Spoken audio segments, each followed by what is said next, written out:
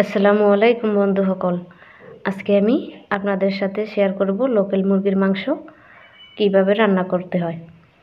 তো লোকাল মুরগির মাংস তো সবাই রান্না করতে পারেন, কিন্তু আমার স্টাইলে একবার দেখে নিন কীভাবে আমি রান্না করি।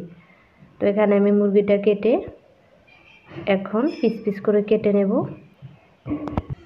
আপনারা কে কে মুরগির পাও খেতে ভালোবাসেন আমি জানি না, কিন্তু আমার কাছে অনেক ভালো লাগে, তাই আমি মুরগি জবাই দিলে আমি পাগুলো দিয়ে দিই। মাংস কেটে নিয়ে ধুয়ে কমপ্লিট করে নিলাম। এখন আমি এক এক করে মশলাগুলো দিয়ে দেব। এখানে আমি দিয়ে দিলাম আদা রসুন বাটা। এখানে আমি 1 চামচ হলুদের গুঁড়ো দিয়ে দেব। এখানে 1 চামচ ধনিয়া গুঁড়ো আর 1 চামচ জিরে গুঁড়ো দিয়ে দিলাম। এবার স্বাদ মতো লবণ দিয়ে দেব। এখানে আমি 2 চামচ শুকনো লঙ্কা গুঁড়ো দিয়ে দিলাম।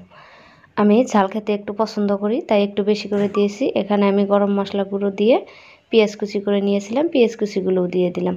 তো এখানে আমি একটু পরিমাণ সরষের তেল দিয়ে দিলাম। এখন এগুলোকে একদম ভালোভাবে মেখে নেব, যাতে সম্পূর্ণ মশলাগুলো মাংসগুলোর ভিতরে এক এক করে ঢুকে যায় এবং মাংসগুলো খেতে দারুণ লাগে। তো এখানে আমি কড়াই বসিয়ে দিলাম। কড়াইয়ের মধ্যে আমি এখন তেল দিয়ে দেব। তেলটা গরম হবার পরে এখানে আমি পেঁয়াজ কুচি করে রেখেছিলাম, পেঁয়াজ কুচিগুলোও দিয়ে দিলাম। পেঁয়াজগুলো একটু লাল করে ভেজে নিয়ে এর মধ্যে আমি কেটে রাখা মাংসগুলোও দিয়ে দেব। এখন আমি ভালোভাবে নেড়ে ছেড়ে নেব, নেড়ে ছেড়ে একদম মিশিয়ে নেব। তো আজকে রান্না করার জন্যে আমি কাঁচা লঙ্কা দেই নাই, আমি আজকে কাঁচা লঙ্কা ছাড়াই মাংসটি রান্না করব। আশা করি আপনারাও এইভাবে একদিন রান্না করে দেখবেন। তো এখানে আমি ঢাকনা দিয়ে দিলাম। এবার ঢাকনা কিছুক্ষণ রাখার পরে উঠিয়ে নিয়ে আবার কিছুক্ষণ নেড়ে ছেড়ে নেব, যাতে মাংসটা না লেগে যায়। প্রত্যেক দিন তো আর একই পদ্ধতিতে রান্না করে খেতেও ভালো লাগে না, তাই আমি আজকে অন্যভাবে রান্নাটা করে নিয়েছি। তো আপনারাও দেখেন। তো এখানে আমার কষানো হয়ে গেছে, 20 মিনিটের মতো আমি কষিয়ে নিয়েছি। এখানে আমি এখন পরিমাণ মতো জল দিয়ে দিলাম। তো জলটা দেওয়া হয়ে গেছে, এখন আমি একটু পরিমাণ নেড়ে ছেড়ে নেব। তো আজকের মাংসটাও কালার দেখেন কি সুন্দর হয়েছে।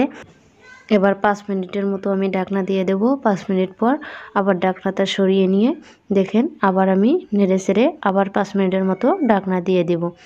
তো এভাবে আমি টোটাল আধা ঘন্টার মতো মাংসটা কষিয়ে নিয়ে রান্না করে নেব। তো এখানে দেখেন মাংসটা হয়ে গেছে, নামানোর পরে কি সুন্দরও কালার আসছে। তো কালারটা যেরকম দেখতে, আশা করি খেতেও ভালো লাগবে।